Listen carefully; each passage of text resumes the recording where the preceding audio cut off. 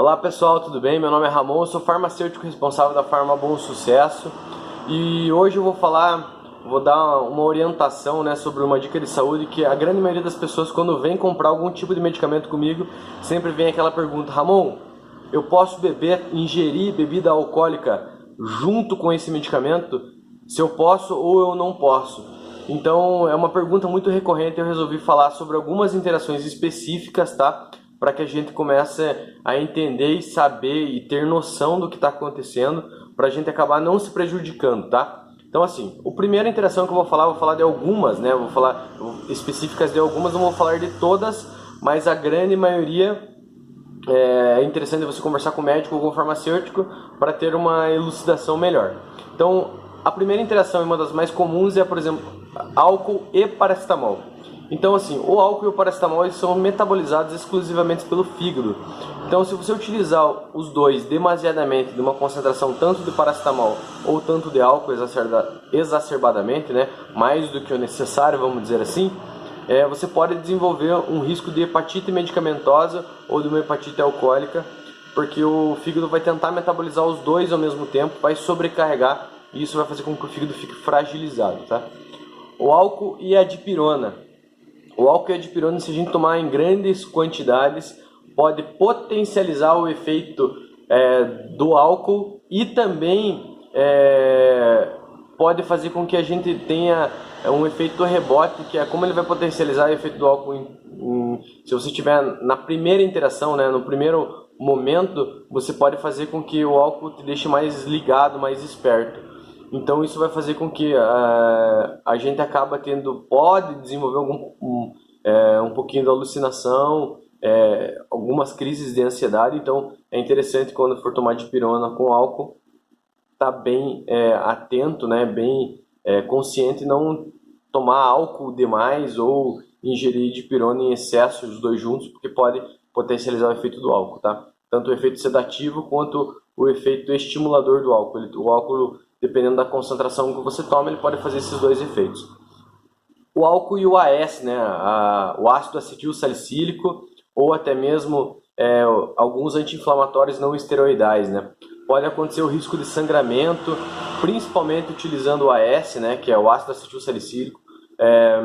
Pode causar uma irritação gástrica e risco de úlcera, tanto medicamentosa como alcoólica, perdão.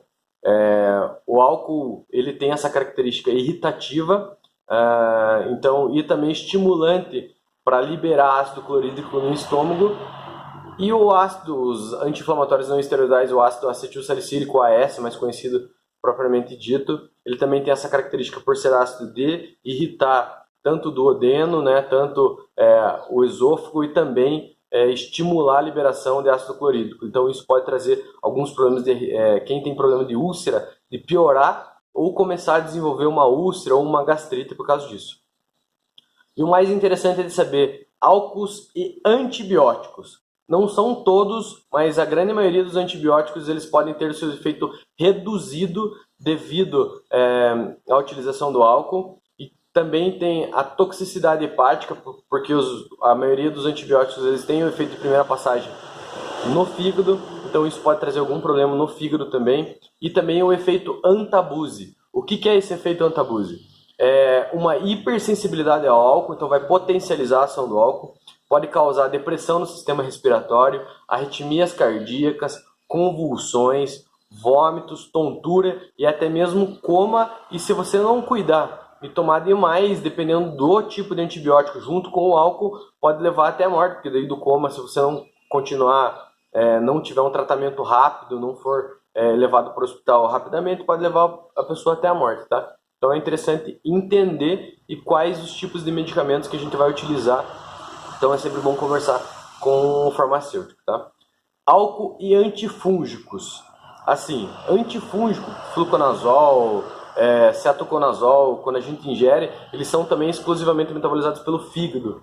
Então se você tomar junto o álcool, ele vai ter o efeito antabuse, que é esse que eu já acabei falando, e também uma ressaca que você nunca mais vai esquecer na tua vida, assim.